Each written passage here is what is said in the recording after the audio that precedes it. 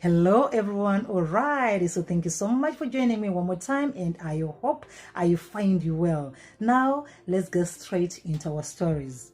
About 157 Zimbabweans who died and were buried in Mozambique during Cyclone Idai in 2019 are to be exhumed and brought back to Zimbabwe for proper burial. Yes, the government of Zimbabwe has announced that they are working with their Mozambican counterparts to have the bodies of 157 Zimbabweans who died in Mozambique and were buried there be brought back home. And they say they're going to be exhumed, identified via DNA, and they're going to be brought back home to have a proper burial. Yes, as we know that during Cyclone Idai, a lot of people lost their lives. Some were unaccounted for, some were, of course, lucky enough to be identified. And they're also saying that about 344 people, Zimbabweans, are said to have died, but their whereabouts are unknown, which means their bodies were never recovered. But they're saying they are reports that information from the villages where they were staying is saying that their whereabouts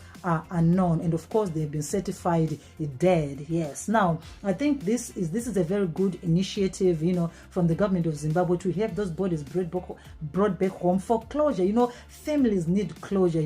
If you know that your family member is buried somewhere where you don't know, and of which most of the people might not even have had a chance to go and see where their family members have been buried. So it's really devastating, it's really painful. Cyclone Idai came into Southern Africa and it destroyed homes, it destroyed infrastructure, it displaced the people. So there was a lot of suffering to it, and therefore some people never got the closure. So it's good that even if it means a few people are able to be brought home for proper burial, so be it. Yes, so we hope that the whole project goes on very, very well. And now for our second story, still in Zimbabwe.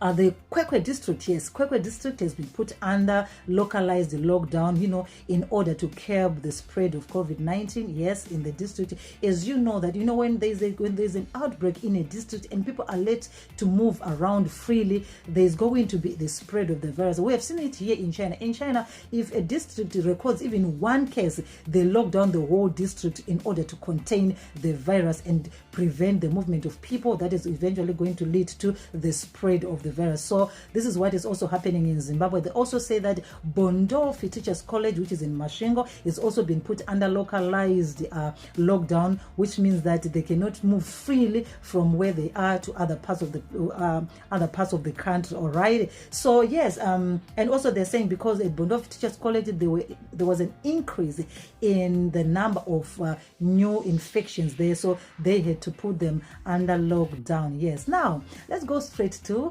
China to finish our updates.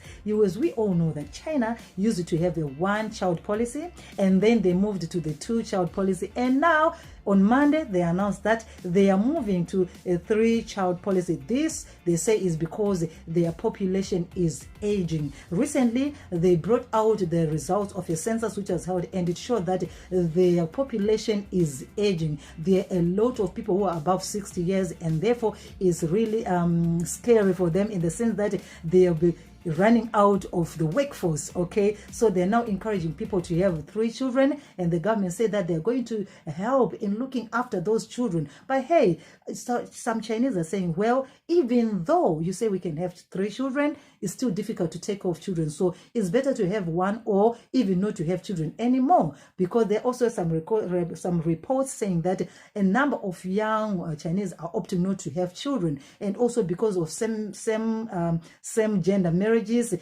people are not really reproducing as they used to do. So these are some of the challenges the country is saying, but they're saying, well, we are encouraging people to have more children. You can have 3 if you want, and the government will also assist, okay, in taking care of the children. All right, so this is all I have for you right now, and if you're new to the channel, why don't you take this opportunity to subscribe and stay so that you don't miss on this and more. And until I come back again, peace.